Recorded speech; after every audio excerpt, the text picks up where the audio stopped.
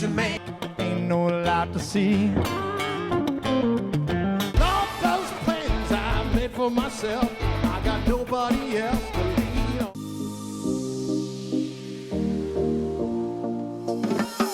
Welcome to everyone joining us to experience stories of resilience, hope, perseverance, and joy.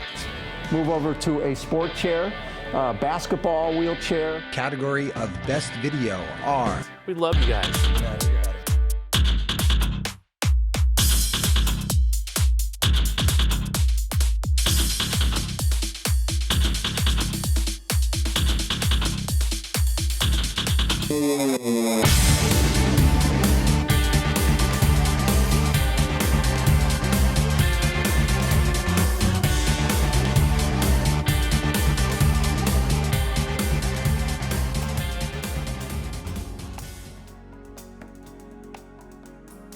You recognize that song?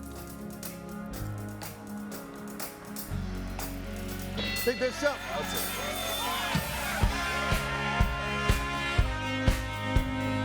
All right.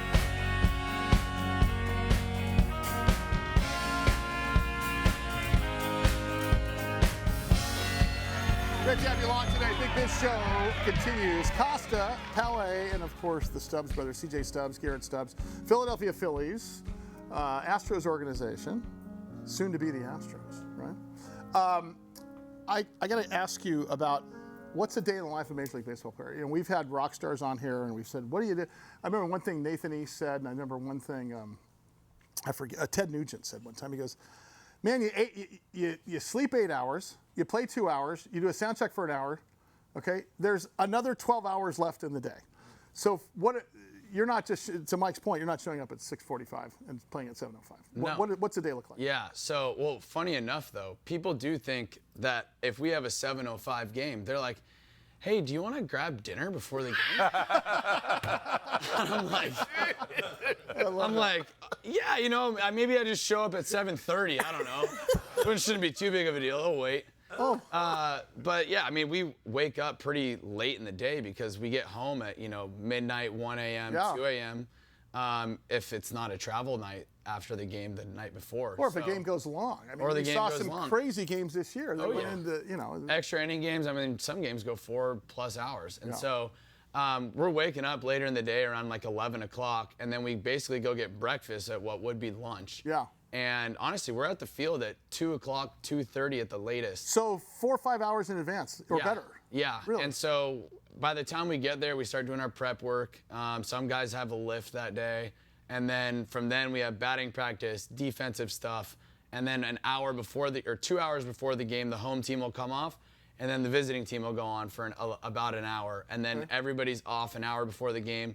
Field crew gets the field ready, Yeah. and then it's time to go. So it's an early day as far as getting there prior to the game. And on some of these games that are long, it's like for us, we're in it, we're out of it. We're gonna get a dog. I'm gonna text T-Pad. I'm gonna go get a beer. Are you engaged every single play of every single game?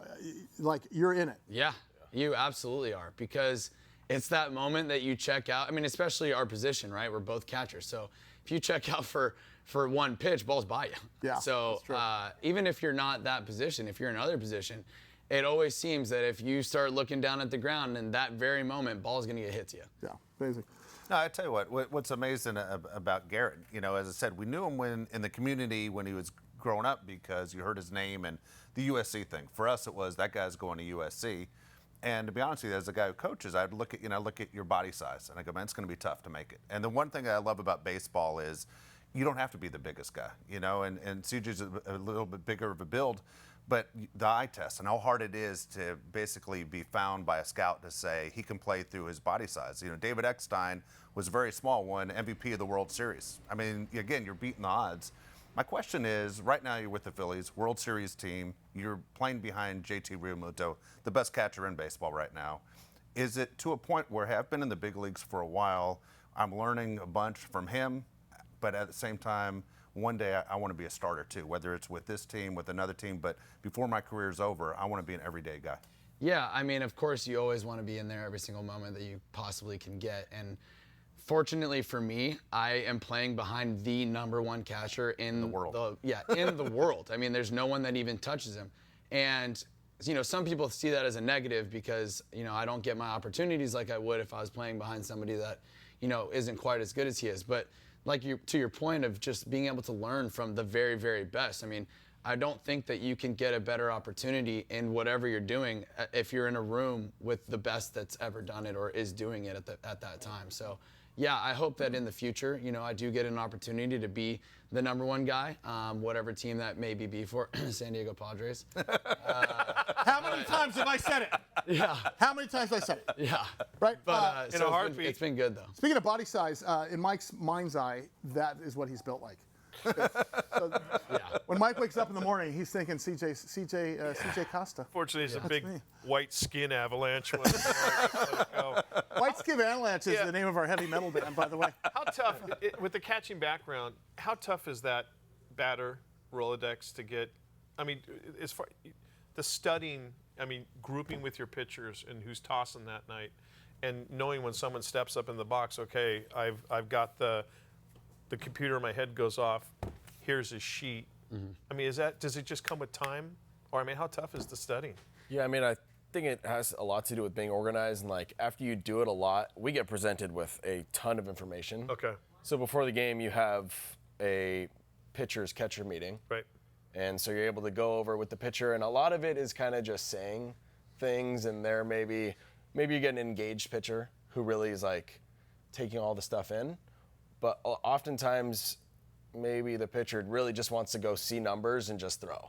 Okay. So you're kind of saying it for yourself at times, and then you got to go remember that information, and that's why you got to stay engaged every pitch, because even when you're not playing, maybe another catcher's in, you're learning information pitch to pitch on the bench or whenever. Yeah. I mean, I have a full binder that I bring with me to the dugout that has, like you said, Rolodex of information about every single hitter. I mean, I could tell you his mom's name, his girlfriend's name, his high school girlfriend's name, and we have to be engaged and understand how to get somebody out, because if you don't, it's back on So you. with that information, when you're behind the plate, are you chirping? Please. Are you Got to, chirping? right? Hey, how's Janelle? She Hey, I called. heard about Sheila. How's Janelle? She texted me last night. Little Sandlot piece out there.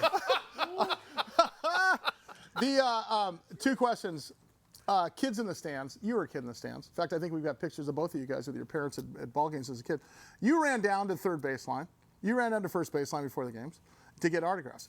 That's got to be present in your mind when you're there, giving enough attention to the little guys. How do you do that? How do you manage that with having to have your? I mean, look, you got a job to do here in about 25 minutes, and you've got also this PR sort of function as well. How do you balance that? I think most of the time I try to allot a time of the day that I'm available to do those things, because just like you said, I remember being that kid. Yeah. And, you know, for me, I didn't come down with baseball cards or even things like that, but just being acknowledged by a player that was on a field that you wanted to be on was, I remember Ricky Henderson and Tony Gwynn going out and stretching, and Tony Gwynn's stretching right in front of us, and he's doing a stretch, and he just gives us a wave. We're like, and I go nuts, you know, and the fact that I still remember that is just means that it had an impact on me. And so you're not going to please everybody.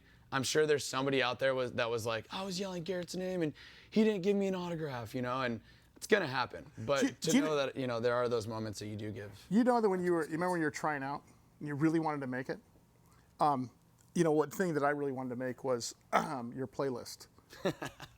Let's talk about the Garrett Stubbs playlist when we come back from break. And maybe, would it be okay if we auditioned for your playlist? I think we need to. All right, Tyler, get the stuff on there, because coming up here, we're going to be auditioning for his playlist. Guys, take it out for a second. Let's gather it together. Let's level up, because we're making it to the big leagues on this. Big moments.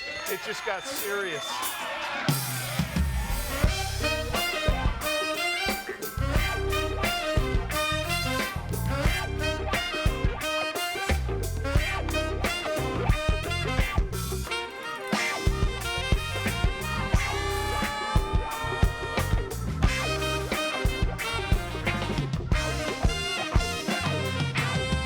Bye bye.